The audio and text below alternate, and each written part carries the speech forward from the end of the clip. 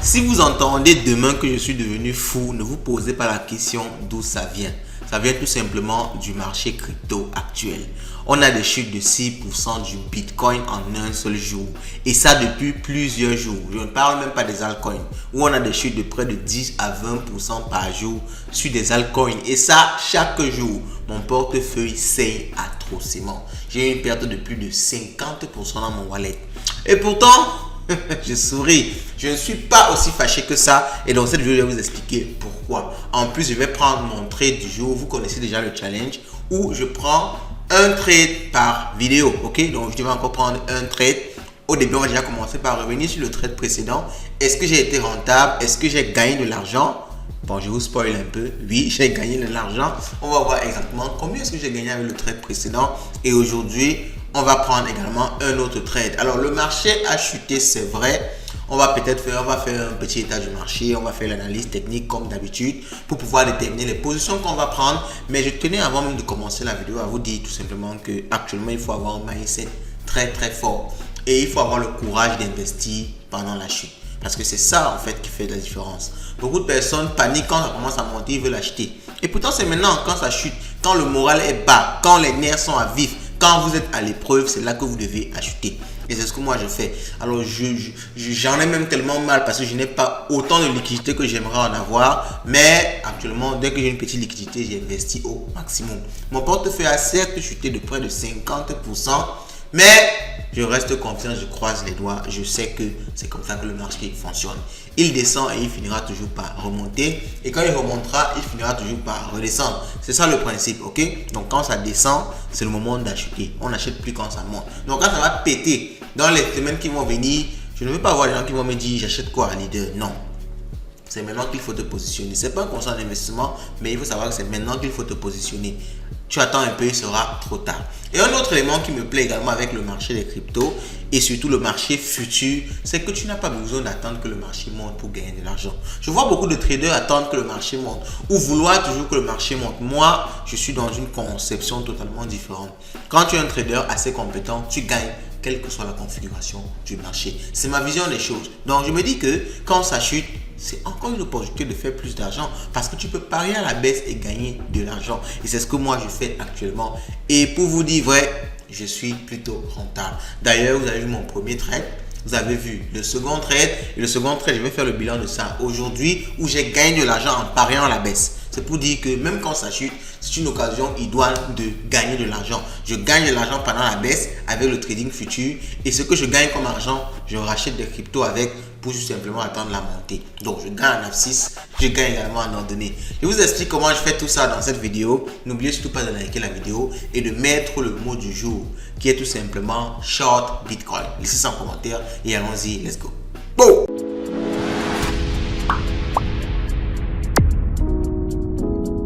Voici le trade de la fois passée. Alors ici c'est sur Twitter, sur X où on poste récemment. En fait sur X ça part beaucoup plus vite.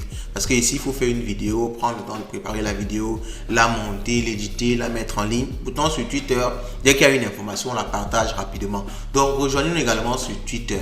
Les liens sont en description de la vidéo. C'est LifeFinance 237 qui est, n'est-ce pas, le pseudo Twitter. Alors, j'ai partagé ici déjà à quel niveau je me trouvais en fonction, n'est-ce pas, de mon trade.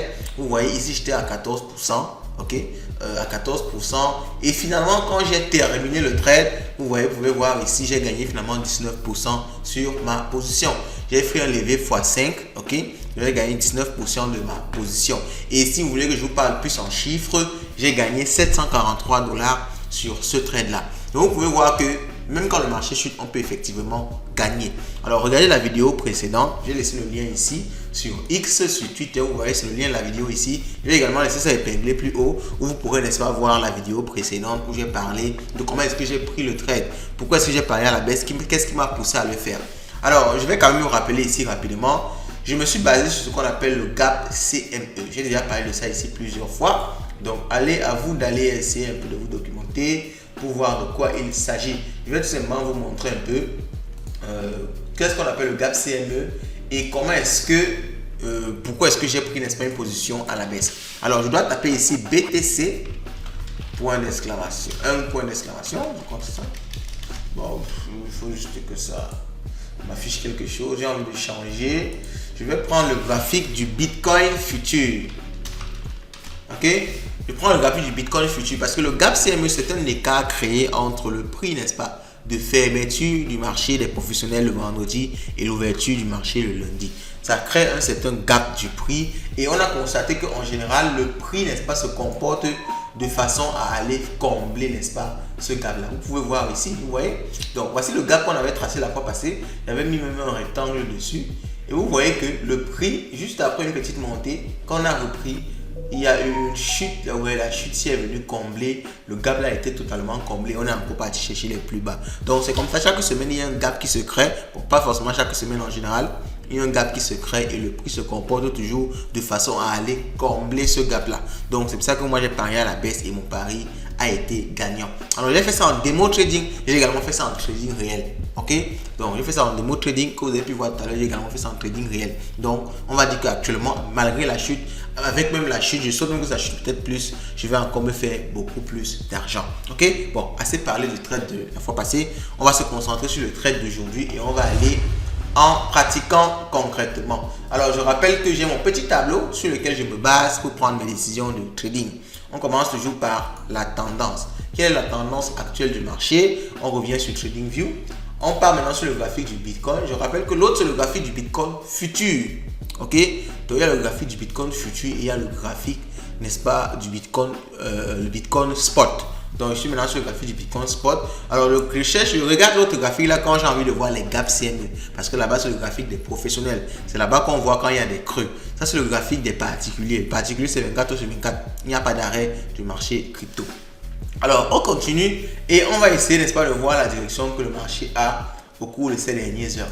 Alors vous voyez que mon graphique est en 1 heure et je le fais parce que j'ai envie de voir les variations sur un petit intervalle de temps.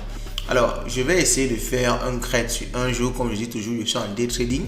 Regardez les épisodes précédents, ça va également vous fortifier, ça va vous apprendre mieux le trading futur. Parce que moi-même, pas vous mentir, il y a 1, 2, 3 mois, je ne comprenais rien à tout ça. Maintenant, je me sens vraiment beaucoup plus capable au fil des jours.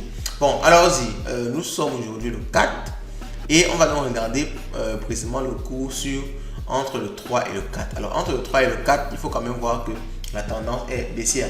Je vais tracer ici comme d'habitude. Alors, je vais déplacer un peu ceci. Je vais tracer ici un peu comme d'habitude la trend line.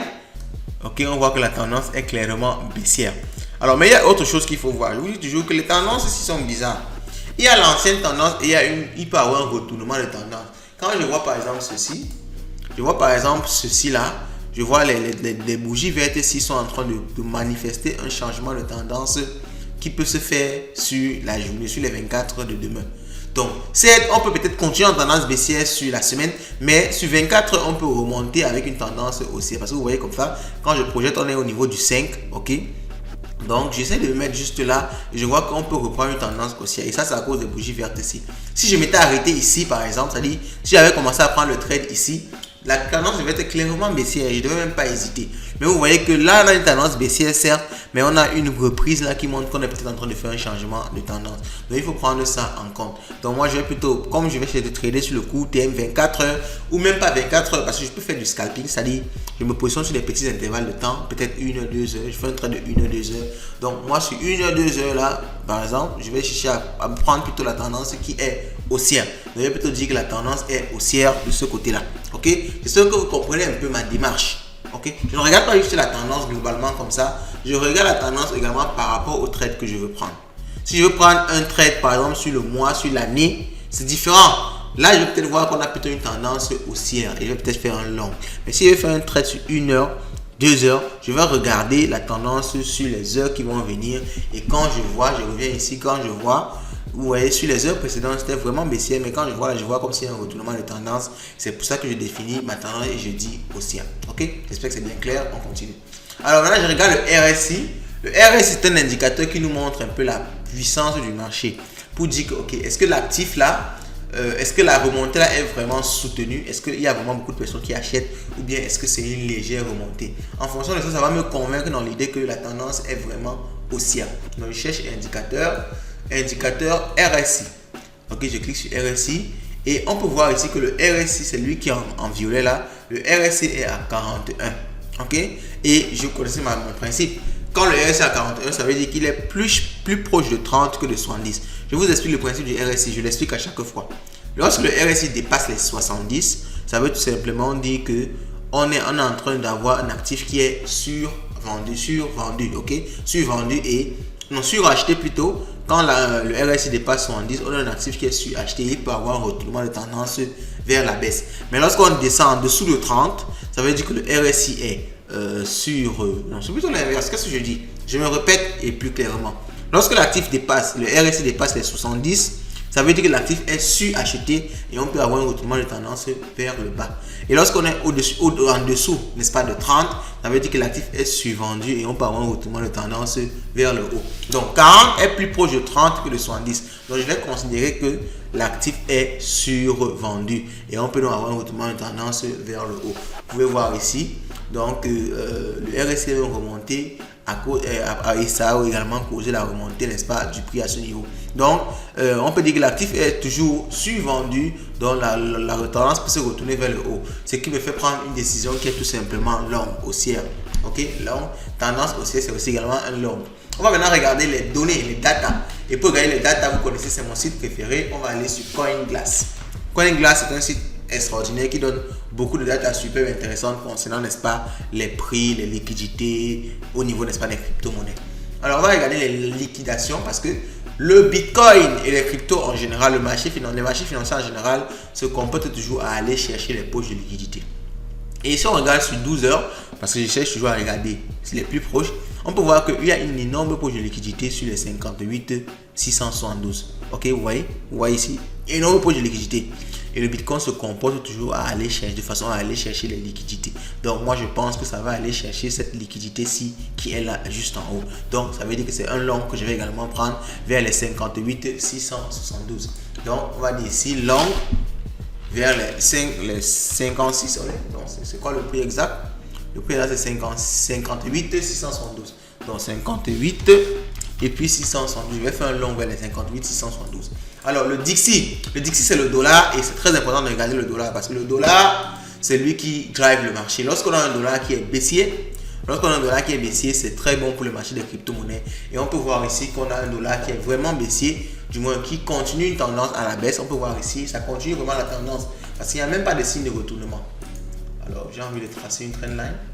Donc vous voyez ici, pourquoi ça ne se trace pas? Pourquoi est-ce que ça ne se trace pas? Ok, je vais essayer encore. Oh, ça refuse de se tracer ça.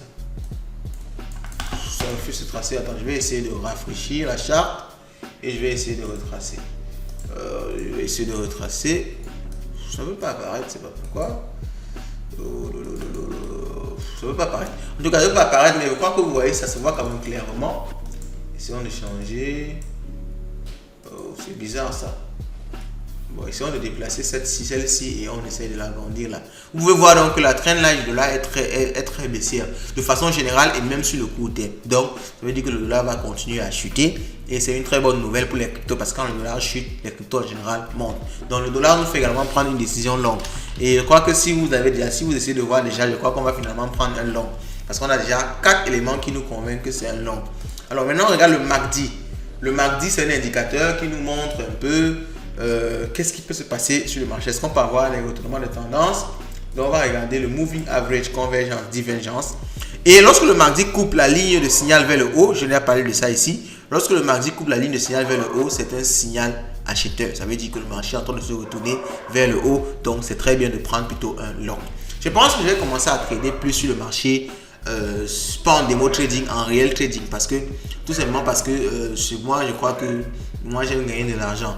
En démo trading, certes, je fais des trades, je m'améliore, mais quand tu gagnes de l'argent, ça te motive encore plus à apprendre mieux. Ok? Donc, je vais continuer comme ça à me pousser, n'est-ce pas, en démo trading. Je vais commencer vraiment à me mettre en trading réel. Et j'ai commencé depuis la fois passée, depuis le gap CME, et je suis plutôt content, ok? Parce que j'ai gagné jusqu'à présent. Certes, il y a des jours que je vais perdre.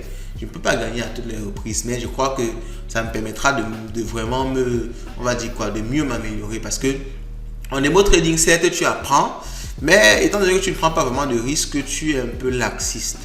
Donc, bon, écoutez, j'ai aussi fait plus de 2-3 mois en démo trading. Donc, ne vous dites pas que vous allez faire comme moi du jour au lendemain.